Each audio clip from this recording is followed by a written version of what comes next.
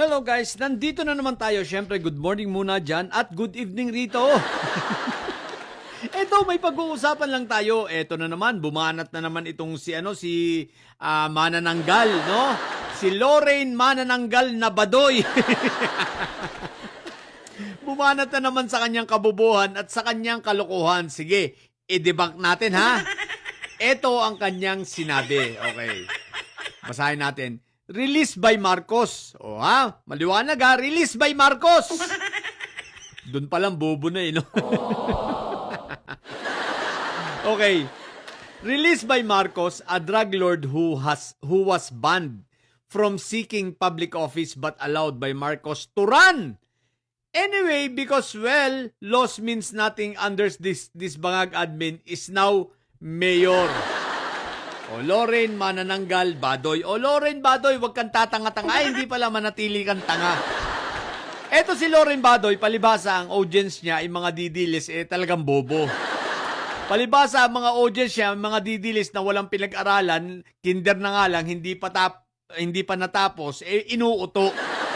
Palibasa ang mga audience niya, mga tatanga-tangang mga didilis, mga tagasunod ni Inday Sayad at katulad rin niya na bobo, ganito ang mga sinasabi niya.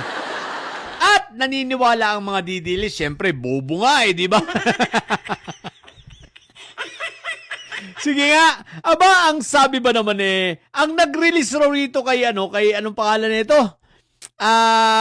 Espinosa, no? Espinosa. Kay Espinosa nga ba? O tama, Espinosa. Kay Kerwin. Kerwin Espinosa ay si PBBM. O di ba tanga lang? Di ba? O, sa mga didilis alam ko namang alam ito ni Lorraine Manananggal Badoy dahil tanga nga kayo, tinatanga niya kayo. Kasi doktor ito Kahit pa paano nakapag-aral ito, kaya lang boba. Hindi pala bobo-boba. Yung mga didilis, mga bobo. Isipin mo, kailan pa nakakapag-release si Marcos? Si PBBM, kailan pa makakapag-release? Bakit? Judge na ba siya? Alalahanin natin nakulong si Kerwin Espinosa at ang kaso nito ay na-dismiss, no? Acquit yata siya, acquit. Pero yung sa Cebu parang dinismiss. Teka lang. Si PBBM ba ay judge para magpalaya? Mga didilis, makinig kayo Meron tayong separation of tawag dito, separation of powers, no? Different branches of government, executive, legislative, at judiciary. Now, ang tanong ko, nasa judiciary ba si PBBM? At ano naman ang karapatan niyang palayain si Kerwin kung ang kaso ay nasa hawak na nasa jurisdiction na ng judiciary? Ibig sabihin, kaso nasa korte. Anong pakialam ni PBBM doon? At palagay nyo ba yung mga judges doon pag inutusan ni PBBM palayain yan makikinig? Kung hindi naman pala kayo bobo. Kawawa kayong mga didilis dahil tanga kayo, tinatanga pa kayo Ginagawa kayong bobo nito si Lorraine Manananggal Badoy. Isipin nyo, sinasabihan kayo ng ganyan. Si Marcos daw ang nagpalaya, si PBBM daw ang nagpalaya kay Kerwin. O di ba ang tanga lang? Palibasa, bobo nga kayo, ginaganyan kayo.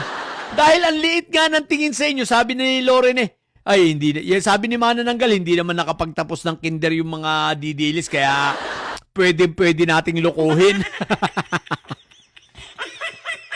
Kaya itong mga ito, ganito magsalita kasi nga, niloloko lang kayo mga didilis kasi nga ang tingin nila sa inyo napakababa. Wala namang, hindi naman natin masisisi ito si Manananggal kung mababa ang tingin sa inyo kasi nga, ibinaba niyo yung sarili nyo. Bobo na nga kayo, ayaw nyo pa mag-aral. Bobo na nga kayo, ayaw nyo pang mag-analisa. Bobo na nga kayo, ayaw nyo pang gumising sa katotohanan. Kaya kayo ginaganyan nitong mga didilis na ito na mga sinusundan ninyo. Isipin nyo, sabihin ba naman si PBBM daw ang nagpalaya?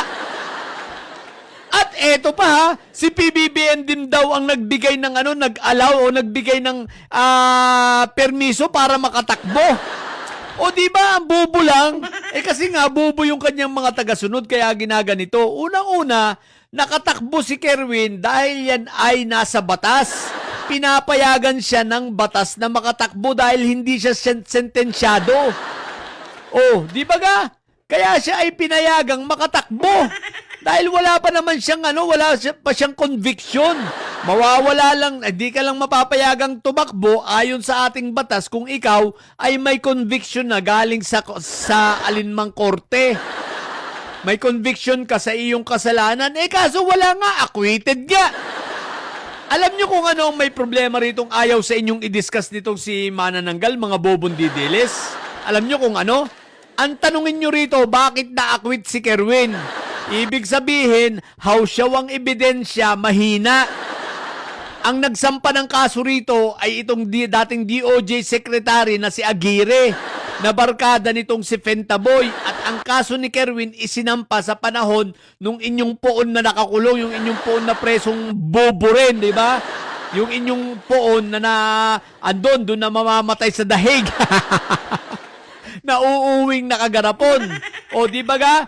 Dahil sa kabubuhan ng kanilang mga pagfa-file ng kaso, ayan ang nangyari. Dismiss lang. O di ba ga? Ibig sabihin, hindi matibay ang ebidensya, gawa-gawa lang siguro nila. Kasi kung matibay ang ebidensya, bakit ito maa-acquit? At kung matibay ang ebidensya, bakit madidismiss sa Cebu ang kaso nito?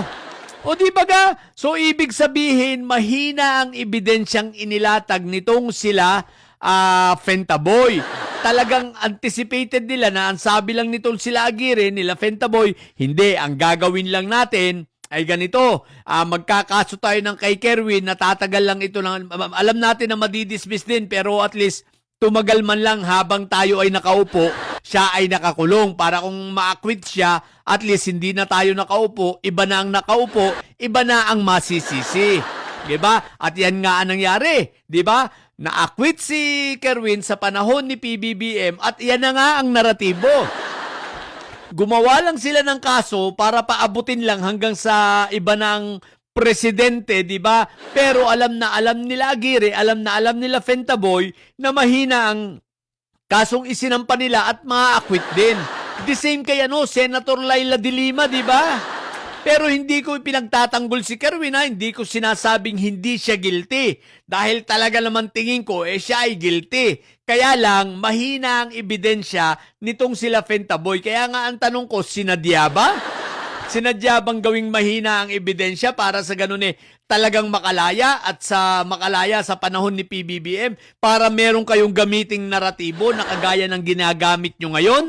Na dahil tanga nga ang mga didilis, mga bobong at mga walang pinag-aralan nang sabihin ninyo na si PBBM ang nagpalaya, Released by Marcos, Nung sabihin nitong si Manananggal na si PBBM ang nagpalaya, di ba paniwala naman kayong mga didilis?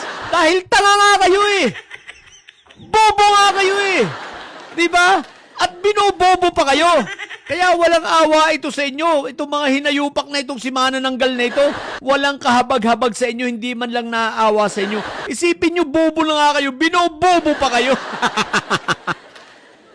So ngayon, ayan ang naratibo nila. Kaya ito ay buong-buong naratibo. Si Fentaboy ay magsasampa ng mga mahihinang kaso, nagsampa pala ng mahihinang kaso para sa ganon, pagpalit ng ibang presidente na, kung sakaling ma-acquit, ang ituturo, ang nagpalaya ay yung nakaupong bagong presidente, which is si PBBM nga.